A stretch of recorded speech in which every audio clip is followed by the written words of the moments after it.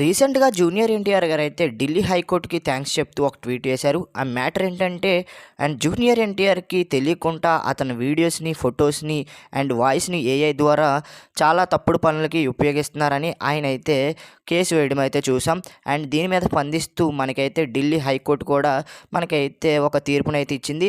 And junior NTR permission లేకుండా ఎవరైతే గనక అతని వీడియోస్ గనక అండ్ వాయిస్ గనక, ఫోటోస్ గనక ఉపయోగించి తప్పుడు వీడియోస్ గనక చేస్తే వాళ్ళ మీద కఠినమైన శిక్ష ఉంటుందని అండ్ ఢిల్లీ హైకోర్టు అయితే తీర్పు అయితే ఇచ్చింది. దీనికి స్పందిస్తూ జూనియర్ ఎన్టీఆర్ గారు అయితే చాలా థ్యాంక్స్ అని ఒక ట్వీట్ అయితే చేశారు.